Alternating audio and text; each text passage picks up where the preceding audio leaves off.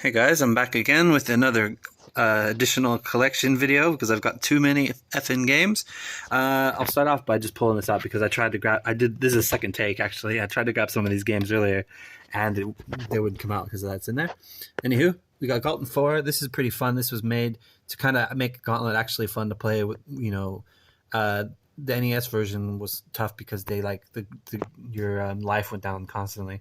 So this is actually a really good version of the game. I got a sweet deal off of it by Skype, sniping on Skype or on eBay, like I always do. Let's see, Asterix.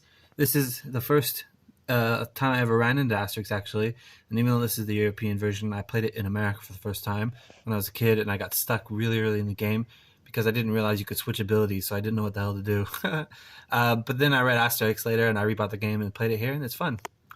Dungeons and Dragons: Warriors of the Eternal Sun. This is actually a pretty cool game. It looks a lot like Ultima. Let's see. If you look at the back here, it looks a lot like an Ultima game. And it's pretty interesting. I actually haven't really dived into it. I always mean to because it looks really cool and interesting. But I haven't done it. Wonder Boy and Wonderland. This game is so fun. I love this game. Nobody really talks about it. It's more of an RPG version of Wonder Boy. I mean, it's like a Zelda type RPG version. And you go around towns, and the music in this game is really, really good. This is a dope game. If you ever see it, buy it.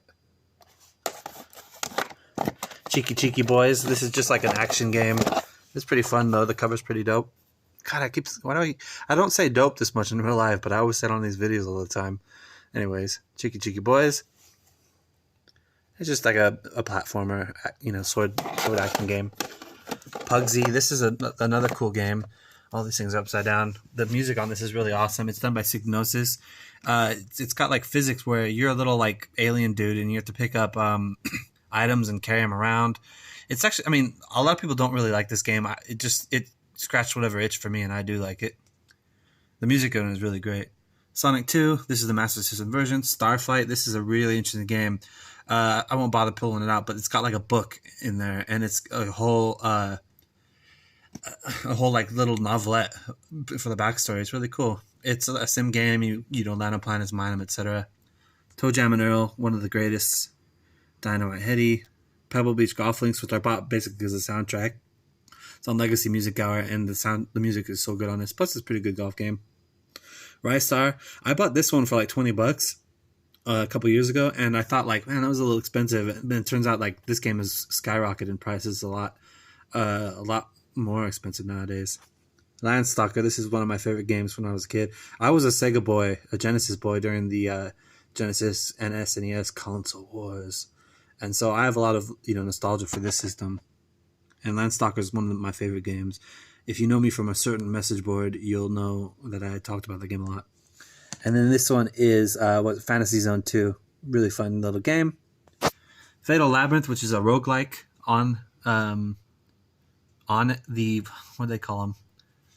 Roguelike on the Genesis, and I recently just bought Brian Lara Cricket because I got into crickets this summer, and so I thought I'd get a cricket game. Didn't come with a manual, and the controls are really odd, so I don't know anything to do. I need to download read the rules online. I won't go into too deep here, but I've got a bunch of Switch games. This is everything I own basically. The games aren't actually in here, so I can just throw these away if I really wanted to. Yep, I spent too much money on the Switch. And then I've got Terra Enigma. This is probably one of the most rare games I own. It's complete in blocks. My manager actually owned this game and sold it to me. It's like $300. He sold me, it's probably £300 now to buy it.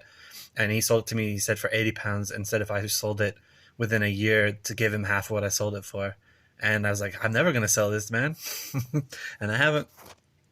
Kill PS4 games. This is every PS4 game I have. I buy digitally a lot nowadays. PS3. And 2 PS2 box games. I've got a bunch more PS2 games and PS3 games. They're all in this, which will be part 5 of the video. You excited? Sorry about this messy ground.